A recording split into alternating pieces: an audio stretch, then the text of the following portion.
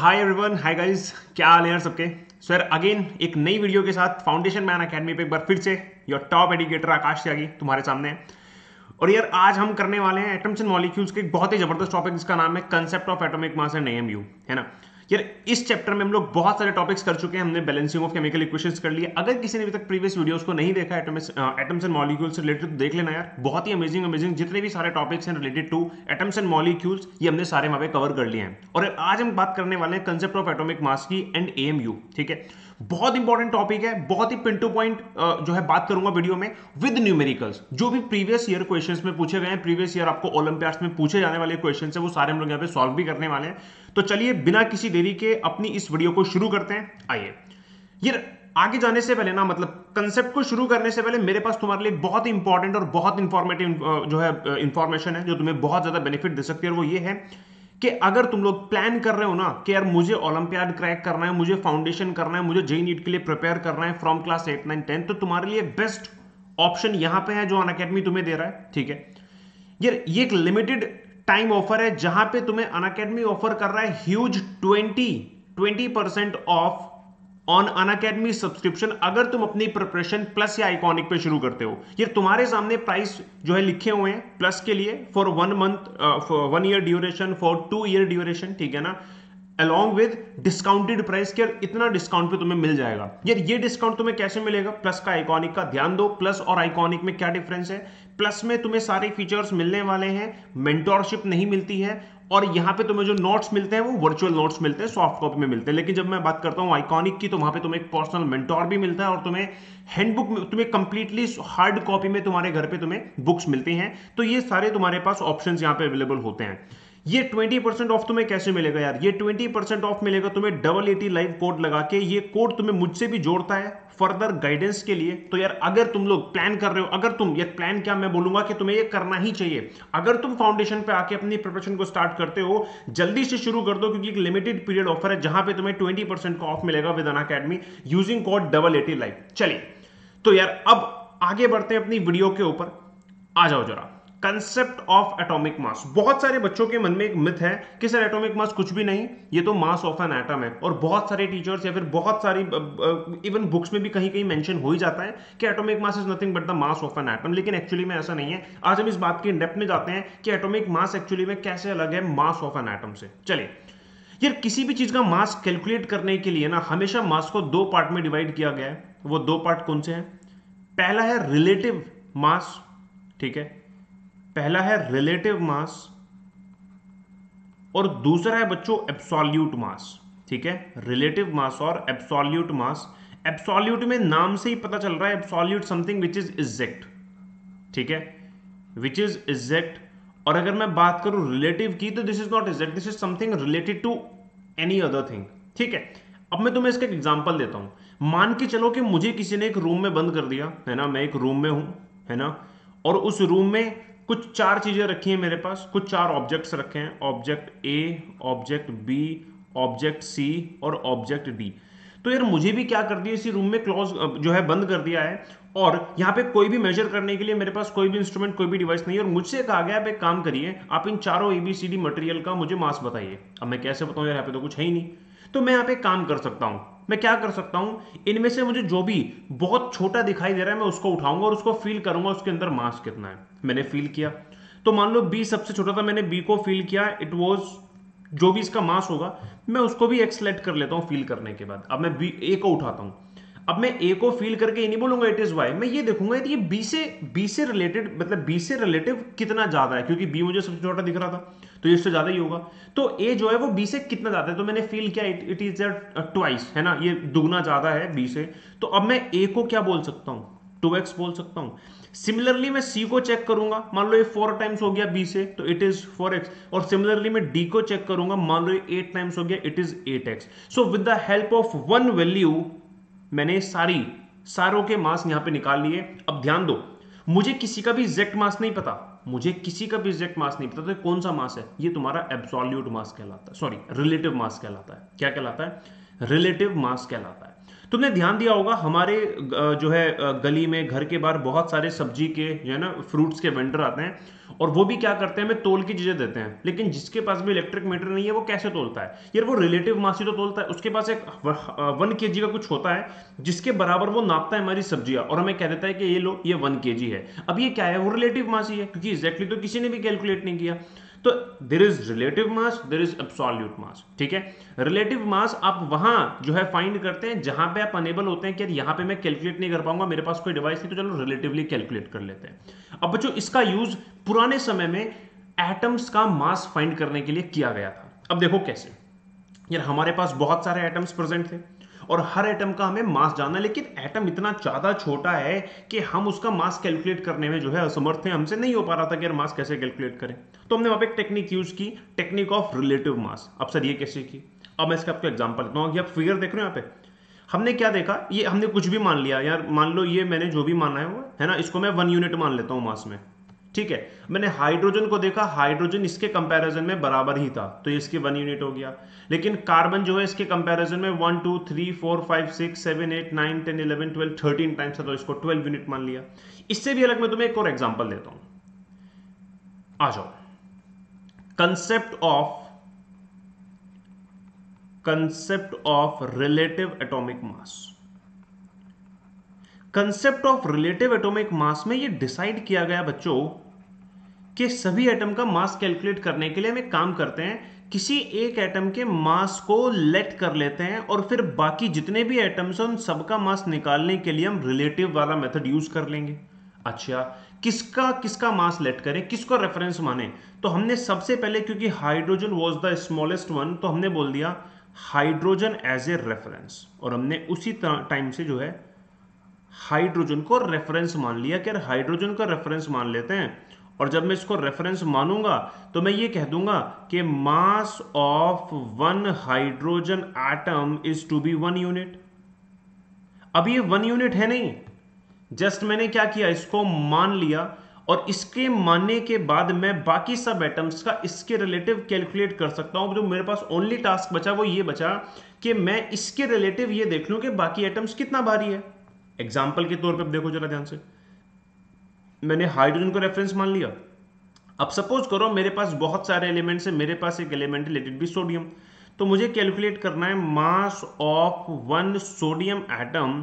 तो मैं directly calculate कर नहीं पाऊंगा, मैं क्या करूंगा, मैं ये देख लूंगा कि ये कितना हैवी है मास ऑफ हाइड्रोजन एटम से, क्योंकि मास ऑफ 1 हाइड्रोजन एटम को मैंने 1 यूनिट मान लिया, तो ये जितना भी हैवी होगा, एग्जाम्पल लेट कर लेते हैं कि यार ये कैलकुलेट करने पे, फील करने पे जो है मेरा 23 टाइम्स हैवी आया, तो आंसर मेरा सोडियम एटम का मास कितना हो जाएगा, 23 यूनिट हो जाएगा।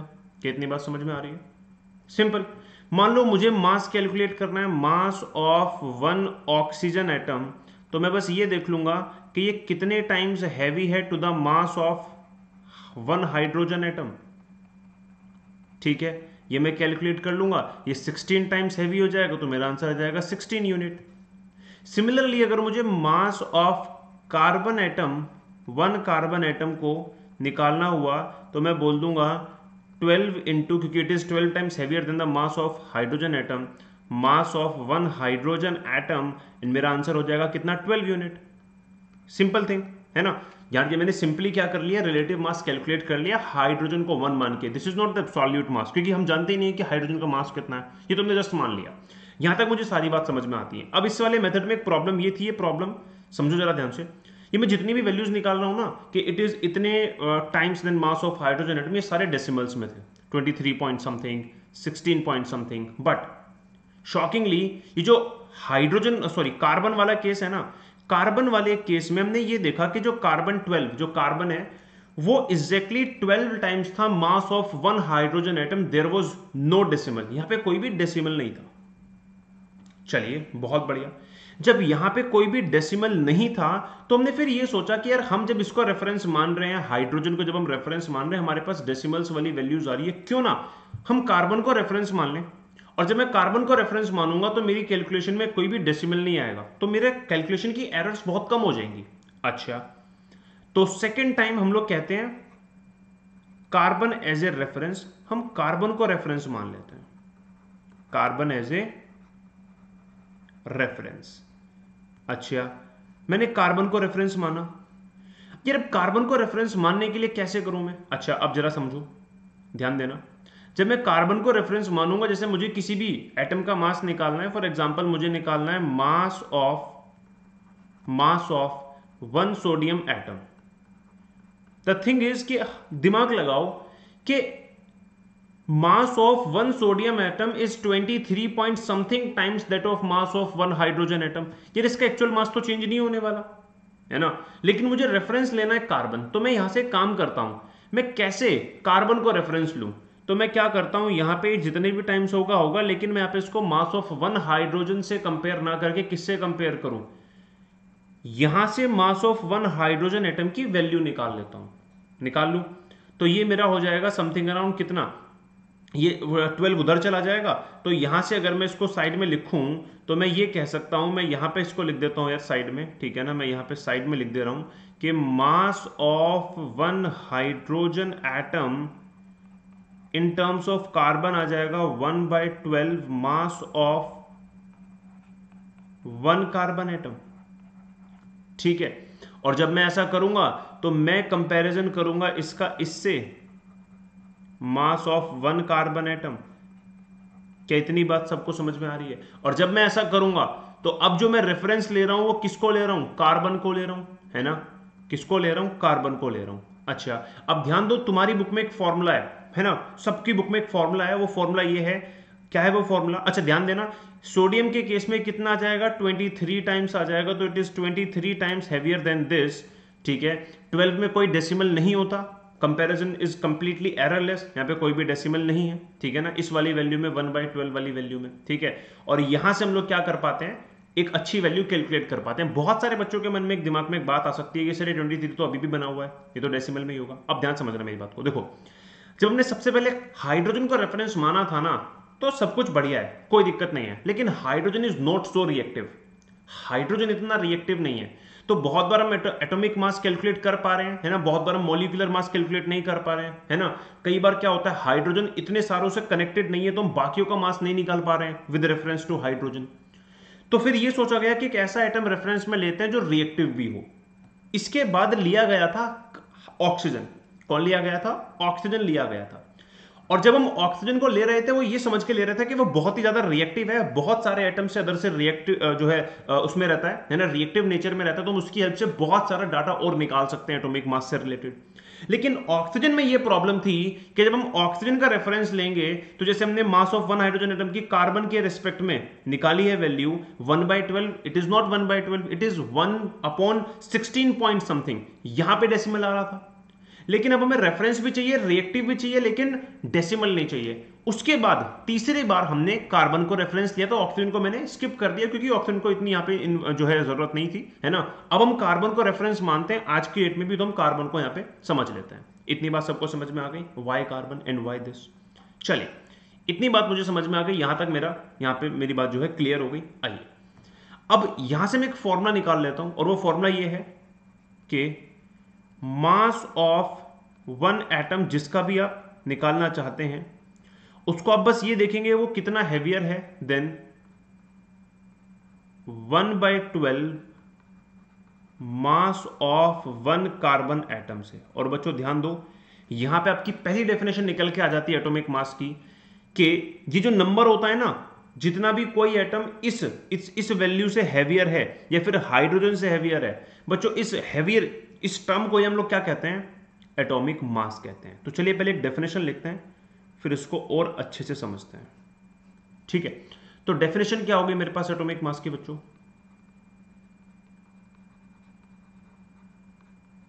It is the number of times by which an atom is heavier than the mass of one hydrogen atom or then the mass of one carbon atom into 1/12, यही बात है। या तो आप उसको हाइड्रोजन को रेफरेंस मान के कर रहे हो तो आप ये कह सकते हो कि वो 1 हाइड्रोजन एटम से कितना हैवियर है, या फिर आप उसको इससे कंपैरिजन कर सकते हो। तो जो नंबर होता है ये एटॉमिक मास को शो करता है, इसीलिए आपका जो सोडियम का एटॉमिक मास है वो 23 है, because it was 23 times that as compare to the mass of hydrogen atom, या फिर 1/12 mass of carbon atom. That's why mass of oxygen atom is always 16, that's why mass of carbon atom is 12। इतनी बात सबको समझ में आती है। What was atomic mass. अच्छा, यहां से मेरे पास एटॉमिक मास का एक फॉर्मूला जो है ड्राइव हो चुका है इस वाली वैल्यू से, और वो क्या है कि अगर आपको एटॉमिक मास कैलकुलेट करना है, ठीक है, अगर आपको एटॉमिक मास कैलकुलेट करना है तो फॉर्मूला क्या हो गया बच्चों, ये हो गया mass of one atom divided by 1/12 mass of carbon atom. Clear है। बहुत सारे बच्चों को इस पॉइंट पर आके ये लगता है कि सर देखो, हमें तो ये पढ़ाया गया है कि mass of carbon atom is 12 से 12 काट दो। देखो जरा ध्यान से, यहां पे this is mass of one carbon atom. One carbon atom का मास 12 तो नहीं हो सकता, है ना। 12 ग्राम कैसे हो सकता है कार्बन का मास, तो ये बहुत ही छोटा मास होने वाला है। 12 एक बहुत ही बड़ा नंबर है उसके सामने। ये जो वैल्यू हम कैलकुलेट करते हैं ग्राम में कैलकुलेट करते हैं। तो यहां से मेरा एटॉमिक मास का एक फॉर्मूला निकल के आ गया, मास ऑफ वन एटम, जिसकी भी बात कर रहे हैं, divided by 1/12 mass of one carbon atom. अब यहां पे एक समस्या है, जरा ध्यान से देखना। एटॉमिक मास तो समझ में आ गया, एटॉमिक मास कैसे निकालना है। समस्या ये है यहां पे कि यार ये जो हम आंसर कैलकुलेट कर रहे हैं एटॉमिक मास के, ग्राम में कैलकुलेट कर रहे हैं, ठीक है। ग्राम एक बहुत ही बड़ी वैल्यू है। अगर मैं ग्राम में कैलकुलेट कर रहा हूं एटॉमिक मास को, ग्राम एक बहुत बड़ी वैल्यू है, तो मेरी जो वैल्यू आएगी, क्योंकि यूनिट बहुत बड़ी है, मेरी वैल्यू डेसिमल्स में आएगी। नहीं समझ में आया? एक एग्जांपल देता हूं। मान के चलो कि अगर हम सड़क बना रहे हैं, है ना, बहुत छोटी, है ना, फॉर एग्जांपल मैंने एक दिन में जस्ट 50 मीटर सड़क बनाई, तो मैं उसको 50 मीटर बोलूंगा कि दिस इज 50 मीटर सड़क, है ना, जो भी कंस्ट्रक्ट हुई है उस दिन में। लेकिन अगर मैं एक दिन में 100 किलोमीटर सड़क जो है कंस्ट्रक्ट कर रहा हूं, तो मैं उसको ये क्यों बोलूंगा कि इट इज 100 मल्टीप्लाई 100 या फिर 10,000 मीटर्स ऑफ सड़क मैंने जो है यहां पे बनाई है? नहीं, क्योंकि उसमें एरर हो जाएंगे। तो अगर आपकी वैल्यू छोटी है तो यूनिट भी छोटी होनी चाहिए, वैल्यू बड़ी है तो यूनिट को बड़ा करना चाहिए, जिससे कि आपकी वैल्यू छोटी हो जाए, सो दैट आप एरर से बच जाओ। अब अगर मैं इसको ग्राम में कैलकुलेट करता हूं ना एटॉमिक मास को, तो वैल्यू बहुत छोटी है तो वो डेसिमल्स में आती है, 10 to the power minus something इतने ग्राम। साइंटिस्ट डिसाइड करते हैं कि क्यों ना इस ग्राम को कन्वर्ट किया जाए एक बड़ी यूनिट में। वो बड़ी यूनिट क्या थी? वो बड़ी यूनिट थी एएमयू, एटॉमिक मास यूनिट। सवाल ये आता है कि एटॉमिक मास यूनिट को कैसे कन्वर्ट करेंगे, कुछ ना कुछ तो कन्वर्जन के लिए होना चाहिए। तो नीचे वाली वैल्यू देख रहे हो, ये वाली 1/12 mass of one carbon atom, इसी को 1 AMU मान लिया गया। आइए कैलकुलेट करते हैं 1 AMU की वैल्यू कितनी होगी। अब जरा ध्यान से देखो, 1 AMU it is the value of 1/12 mass of one carbon atom. अच्छा, अब अगर आप मास ऑफ वन कार्बन एटम को देखो ग्राम में, एक सिंगल एटम में बहुत छोटा होगा, है ना। इसकी जो एक्चुअल वैल्यू होती है कार्बन के एक एटम के मास की वैल्यू जो होती है, बड़ी छोटी सी वैल्यू जो होती है, देखते हैं कितनी होती है। तो अगर मैं 1 AMU कैलकुलेट करूंगा तो क्या हो जाएगा मेरे पास, 1 AMU is equals to 1/12 mass of one carbon atom की जो बहुत छोटी सी वैल्यू होती है वो होती है 1.99 into 10 to the power minus का 23 ग्राम। देख रहे हो ग्राम में ये वैल्यू कितनी छोटी है, 10 टू द पावर माइनस 23, क्योंकि एटम छोटा इतना है ना, और ग्राम जो है बड़ी यूनिट है। अगर मैं इसको कैलकुलेट करूं बच्चों तो हो जाएगा 1.66 10 टू द पावर माइनस का 24 ग्राम। तो किसी भी एएमयू को आप कन्वर्ट करना चाहते हो अगर ग्राम से एएमयू में, तो आपको ये कन्वर्जन को हमेशा ध्यान रखना पड़ेगा, ठीक है। और यहीं से आपके पास एक फॉर्मूला और बन जाता है कि आप इस फॉर्मूले को चेंज करके लिख सकते हो, मास of one atom divided by 1 AMU, और 1 AMU तो मल्टीप्लाई में चला जाएगा, और जब भी आप एटॉमिक मास को कैलकुलेट करोगे वो आपको किस में आएगा, AMU में आएगा। जल्दी से एक नजर डाल लेते हैं हमने क्या क्या पढ़ लिया अभी तक यहाँ पे। सबसे पहले हमने देखा कि रिलेटिव एटॉमिक मास निकालना पड़ेगा, क्योंकि हम डायरेक्टली मास नहीं निकाल सकते थे। तो हमने हाइड्रोजन को रेफरेंस माना, हाइड्रोजन के मास को 1 यूनिट मान लिया। अब हर एक एटम का मास अगर फाइंड करना है तो हम देखते हैं कि वो हाइड्रोजन से कितना ज्यादा है ना, कितना वो रिलेटिवली हैवियर है। जो भी नंबर होता है जो बताता है कि कोई भी एटम हाइड्रोजन से कितना हैवी है, इसी को एटॉमिक मास कहा जाता है। लेकिन हाइड्रोजन को रेफरेंस मानने में एक प्रॉब्लम थी कि हाइड्रोजन को रेफरेंस मानते हुए ज्यादा डाटा आने की संभावना बहुत कम थी, क्योंकि रिएक्टिव बिल्कुल भी नहीं है। तो फिर माना कि ऑक्सीजन को ले लेते हैं, ऑक्सीजन एक अच्छा रिएक्टिव एलिमेंट है, ऑक्सीजन को लिया। लेकिन ऑक्सीजन को जब रिलेटिव माना और मास ऑफ वन हाइड्रोजन के रेस्पेक्ट में जब ऑक्सीजन को लिया, तो आया 1/16 point something mass of one oxygen atom. Decimal आ रहा था, बहुत समय तक यूज किया, लेकिन डेसिमल आने की वजह से जो हमारे आंसर्स आ रहे थे वो डेसिमल में आ रहे थे, एरर होने के चांसेस ज्यादा थे। डिसाइड किया गया कि एक ऐसा एटम लेते हैं जो रिएक्टिव भी हो लेकिन डेसिमल भी ना है। मिल गया कार्बन, क्योंकि कार्बन जो है वो हाइड्रोजन के रेस्पेक्ट में एग्जैक्टली 12 टाइम्स हेवियर होता है। तो यहां से मैंने हाइड्रोजन का फॉर्मूला निकाला और इसको रिप्लेस कर दिया, और मेरा फाइनल फॉर्मूला बन गया mass of one atom is equals to atomic mass into 1/12 mass of one carbon atom. और यहीं से मेरी डेफिनेशन आ गई, it is the number of times by which an atom is heavier than the mass of hydrogen atom और mass of one carbon atom into 1/12।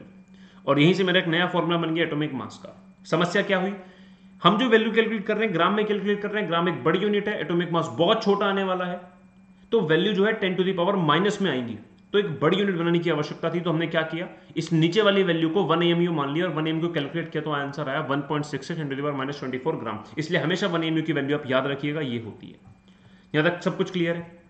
चलिए बात करते हैं इस टॉपिक पे क्वेश्चन कैसे आते हैं एटॉमिक मास पे। तो जरा ध्यान से देखना, एटॉमिक मास कैलकुलेट करने के लिए आप मास ऑफ वन एटम लिख रहे हैं जिसका भी आप कैलकुलेट कर रहे हैं, ठीक है। आपको मैं एक सिंपल सी इसका एक बात बताता हूं, सिंपल सी। अब यहां पे जो मास ऑफ वन एटम लिख रहे हो आप, ये मास ऑफ वन एटम तभी तो लिखोगे जब कोई भी एक ढेर दिया हुआ है एटम का, और आप वहां पे मास ऑफ वन एटम लिख रहे हो, तो उसका मतलब है सब एटम का मास सेम है, आपने इसलिए मास ऑफ वन एटम रख दिया है ना, जो भी वन एटम का मास है, क्योंकि सबका सेम है। लेकिन हमें पता है कि कंडीशन ऑफ आइसोटॉप भी होती है। क्या होती है? Condition of isotope. Condition of isotope में हर एटम का मास बराबर नहीं होता, तो ऐसे में इस फॉर्मूले में किसकी वैल्यू रखें? भाई हाइड्रोजन को ही अगर आप देखो तो हाइड्रोजन के 3 मास हो सकते हैं, 1H1 1H2 1H3 वाला। तो ऐसे में बच्चों इस फॉर्मूले को चेंज कर लेते हैं, और ऐसे में एटॉमिक मास निकालने का जो फॉर्मूला होता है वो यूज होता है क्या? Atomic mass is equals to average mass of isotopes of an atom. ठीक है, नीचे वाली वैल्यू 1 AMU होती है, उसको लिखने की कोई जरूरत अब हमें बनती नहीं है, जो भी हमारी वैल्यू आएगी वो AMU में कैलकुलेट हो जाएगी। ये बन गया हमारा फॉर्मूला। इसी के बेसिस पे हमारे ऊपर क्वेश्चन आते हैं। आइए पहला क्वेश्चन पढ़ लेते हैं। पहला क्वेश्चन हमें दिया हुआ है atomic weights of 2 isotopes of hydrogen. वैसे हाइड्रोजन के आइसोटॉप्स 3 होते हैं, लेकिन जो तीसरा होता है ना 1H3 वाला, वो इतना नेग्लिजिबल होता है कि क्वेश्चन में उसको कभी कभी देते ही नहीं है। यहाँ पे दिया नहीं हुआ है ना 1H3 वाले को। तो क्वेश्चन बोल रहा है कि 2 आइसोटॉप है जिनमें दोनों के जो एग्जैक्ट मास है आपको वो दे रखे हैं। ऑर्डिनरी हाइड्रोजन यहाँ पे मतलब है जो आप नॉर्मली आप हाइड्रोजन मानते हो, क्योंकि सिंपल सी बात देखो कि जब आप हाइड्रोजन जब भी आप बुक्स में पढ़ते हो तो हर जगह 1H1 लिखा होता है। क्यों? क्योंकि तीनों में से 1H1 वाला ही ज्यादा मात्रा में प्रेजेंट होता है। हमेशा ध्यान रखना, इसकी जो वैल्यू होती है, फिर इसकी जो प्रेजेंस होती है किसी भी अमाउंट में, पर्टिकुलर अमाउंट में, मैक्सिमम इसकी होती है 99.99% समथिंग, ठीक है ना। तो जो भी मिक्सचर हमें दे रखा है उसको हम ऑर्डिनरी हाइड्रोजन बोल देते हैं। हमसे कह रहा है कि उस ऑर्डिनरी हाइड्रोजन में करीब 6400 एटम्स तो होते हैं, किसी भी एक छोटी सी प्रोपोर्शन अगर मैं ले लूं उसमें 6400 एटम्स तो होते हैं ये वाले जिनका मास ये है, और 1 एटम होता है ये वाला। ऐसे में एटॉमिक वेट बताना है ऑर्डिनरी हाइड्रोजन का, तो सिंपल है, एवरेज मास निकाल देंगे। चलिए एवरेज मास कैसे निकालें देखो। तो atomic mass is equals to average mass कैसे निकालें? टोटल मास है ना divided by number of atoms. तो 6400 एटम हैं इतने, प्लस 1 एटम है ये मास वाला, डिवाइडेड बाय टोटल एटम कितने हो गए? 6401। ठीक है, हम इसको सॉल्व करना है। सॉल्व करेंगे तो बच्चों आंसर आ जाएगा 1.008 AMU। This is the atomic mass of ordinary hydrogen, क्योंकि उसके आइसोटॉप्स होते हैं। अगर आइसोटॉप्स किसी के नहीं है तो आप इस फॉर्मूले को डायरेक्टली लगा सकते हो, है ना। तो ध्यान रखना, एटॉमिक मास इक्वल होता है मास ऑफ 1 एटम के, लेकिन तब जब आइसोटॉप्स ना हो, ठीक है, लेकिन ग्राम में। ठीक है, इसको हम अभी और बड़ी पिक्चर में भी देखेंगे, लेकिन उसमें थोड़ा टाइम लगेगा, है ना। जो नेक्स्ट क्लास में लूंगा मॉल कंसेप्ट वाली, उसमें बताऊंगा कि और हम कैसे जान सकते हैं कि एटॉमिक मास क्यों इक्वल नहीं है मास ऑफ 1 एटम के। चलो आइए अगला सवाल, अगला question. Naturally occurring boron consist of 2 isotope. एक का मास ये रहा, एक का मास ये रहा। एटॉमिक वेट ये दे रखा है आपको दोनों एटम्स, दोनों आइसोटॉप्स की परसेंटेज बतानी है किसी भी नेचुरल बोरोन में। तो बड़ा सिंपल है। कैसे? इस वाले को x मान लो, परसेंटेज बतानी है तो ये अपने आप 100 माइनस एक्स हो जाएगा। ठीक है, मान लिया, मान लिया। फॉर्मूला होता है एटॉमिक वेट का, क्या? Average mass of isotope, of all isotopes. ठीक है, एटॉमिक वेट की वैल्यू है 10.81।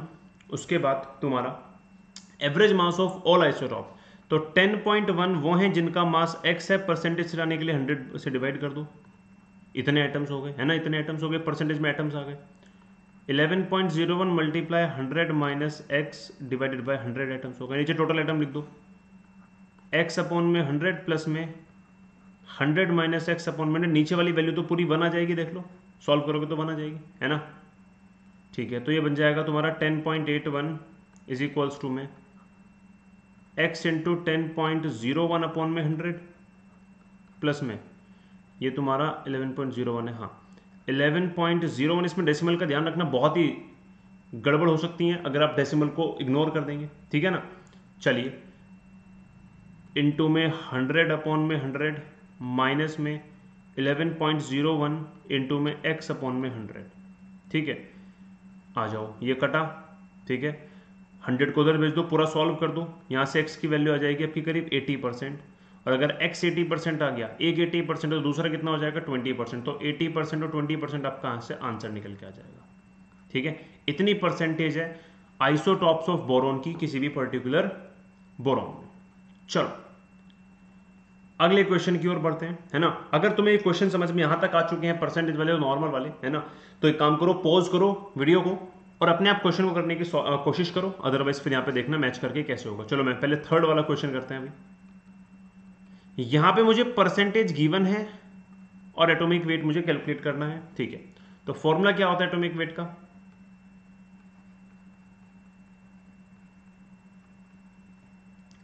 टोटल मास, देखो इतना मास है 14.00307, नंबर ऑफ एटम्स इसके कितने हैं, इतने परसेंटेज में दे रखे हैं, तो 99.63 अपॉन में 100 कर दूं। ऐसे ये वाला आइटम 15.00011 इंटू में 0.37 अपॉन में 100, और नीचे लिखूंगा क्या 99.63 अपॉन में 100 प्लस में 0.37 अपॉन में 100, है ना। अच्छा, अब नीचे वाला तो अगेन 100 से ये 1 ही बन जाएगा, अगर आप ध्यान से देखोगे तो, है ना, ये फिर से 1 ही बन जाएगा। तो परसेंटेज वाले में तो नीचे हमेशा 1 ही बनेगा। ठीक है, अब आपको इसको सॉल्व करना है, atomic weight is equals to this, आपको इसको सॉल्व करना है 14.00307 मल्टीप्लाई 99.63 प्लस में ये हो जाएगा आपका 15.00011 इंटू में 0.37, पूरे के नीचे 100 मिला दो एलसीएम लेके, ये तो 1 ही हो गया पूरा का पूरा, है ना, ये वाला 100 आ गया।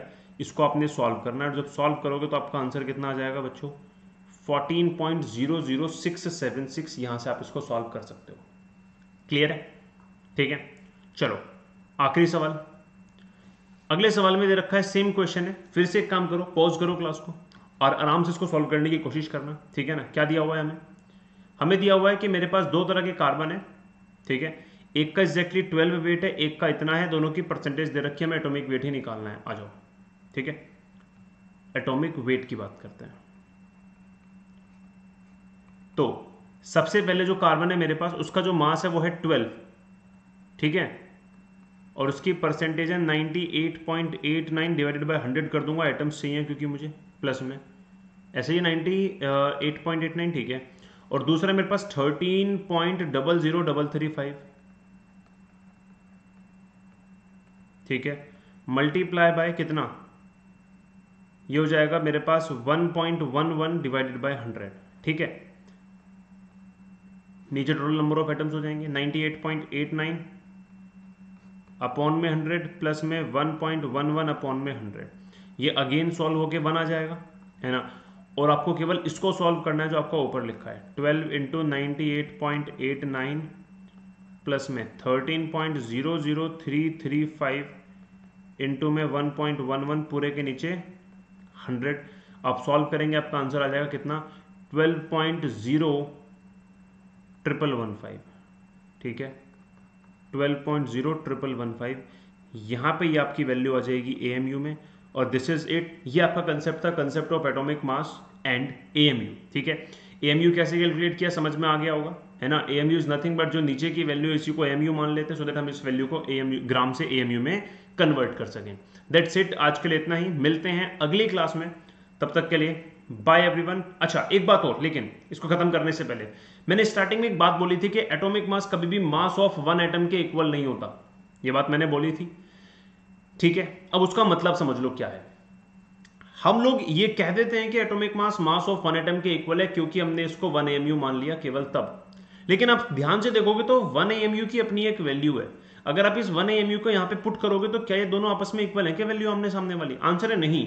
तो हमेशा ध्यान रखना, एटॉमिक मास को कभी भी आप मास ऑफ वन एटम नहीं कहोगे, ठीक है ना, हमेशा ध्यान रखना। और इसको हम नेक्स्ट जब मॉल कंसेप्ट वाली क्लास करेंगे इसमें भी ध्यान रखेंगे, लेकिन उससे पहले नोट डाल देते हैं क्या, कि एटॉमिक मास